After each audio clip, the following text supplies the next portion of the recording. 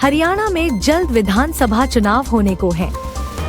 इस बीच कयास लगाए जा रहे हैं कि आम आदमी पार्टी और कांग्रेस एक बार फिर से गठबंधन के तहत चुनावी मैदान में उतर सकते हैं। हालांकि सीट बंटवारे पर दोनों के बीच बातचीत का दौर जारी है।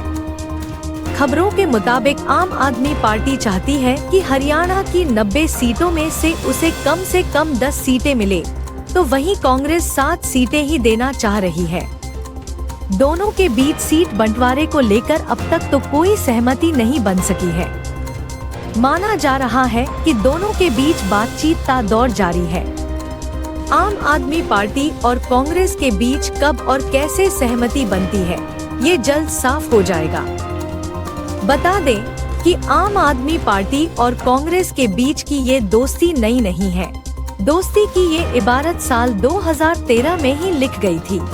बात करते हैं आम आदमी पार्टी और कांग्रेस की दोस्ती की कहानी की, तो साल 2013 वो साल था जब आम आदमी पार्टी ने पहली बार दिल्ली का विधानसभा चुनाव लड़ा और बीजेपी और कांग्रेस के विकल्प के तौर पर उभरी। आम आदमी पार्टी बीजेपी के बाद दूसरी सबसे बड़ी पार्टी बनकर उभरी। आम आदमी पार्टी को सरकार बनाने का मौका मिला। उस समय आम आदमी पार्टी को सरकार बनाने के लिए कांग्रेस ने बाहर से समर्थन दिया था। हालांकि ये सरकार 49 दिन ही चल सकी। अरविंद केजरीवाल ने फरवरी 2014 में जन लोकपाल बिल पेश करने से रोके जाने को लेकर सीएम पद से इस्तीफा दे दिया था। इसके बाद दोबारा चुनाव हुए। साल 2014 और 2019 के लोकसभा चुनाव में आप और कांग्रेस ने अपनी राहें अलग कर ली। दोनों ने अलग अलग लोकसभा चुनाव लड़ा और दिल्ली की सभी सीटें गंवा दी। दिल्ली की सभी 7 सीटें बीजेपी के खाते में चली गयी। दोनों को सिंगल सीट तक नसीब नहीं हुई। साल 2015 से 2020 के विधानसभा चुनाव में आम आदमी पार्टी और कांग्रेस दोनों ही दलों ने विरोधियों की तरह चुनाव लड़ा। दोनों ही चुनाव में आम आदमी पार्टी ने शानदार जीत हासिल की, वहीं कांग्रेस का खाता तक नहीं खुल सका। साल 2023 में बीजेपी को मात देने के लिए आम आदमी पार्टी और कांग्रेस ने एक बार फिर से हाथ मिला लिया।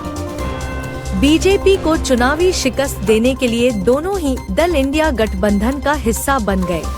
साल 2024 के चंडीगढ़ मेयर चुनाव के दौरान आम आदमी पार्टी और कांग्रेस की दोस्ती एक बार फिर से देखने को मिली। दोनों ही दलों ने चंडीगढ़ मेयर चुनाव के लिए संयुक्त उम्मीदवार उतारा। रिटर्निंग अधिकारी की धांधली के बीच सुप्रीम कोर्ट के दखल के बाद उनके उम्मीदवार कुलदीप सिंह को विजेता घोषित कर दिया गया। 2024 लोकसभा चुनाव में दोनों ही दलों ने दिल्ली, गुजरात और हरियाणा में गठबंधन में चुनाव लड़ा।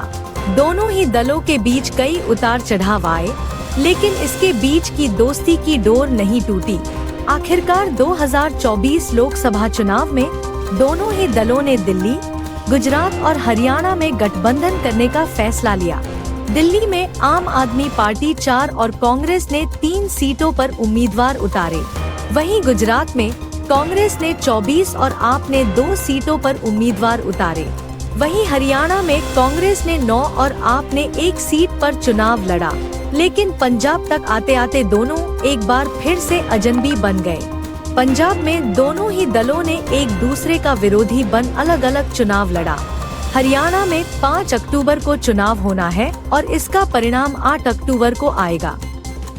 विधानसभा चुनाव से पहले ये कयास लगाए जा रहे हैं कि आप और कांग्रेस की ये पुरानी जोड़ी हरियाणा में भी साथ आ सकती है, क्योंकि पिछले 12 सालों में ऐसे बहुत से चुनाव आए जब ये दोनों दल कभी साथ तो कभी अलग अलग खड़े दिखाई दिए। चुनावी फायदे के लिए राजनीतिक दलों के लिए गठबंधन करना या तोड़ना कोई नई बात नहीं है। ऐसे में एक बार फिर से इन दोनों दलों के साथ चुनाव लड़ने के कयास लगाए जा रहे हैं। खबरों में आज बस इतना ही। मिलते हैं कल फिर नए समाचार के साथ।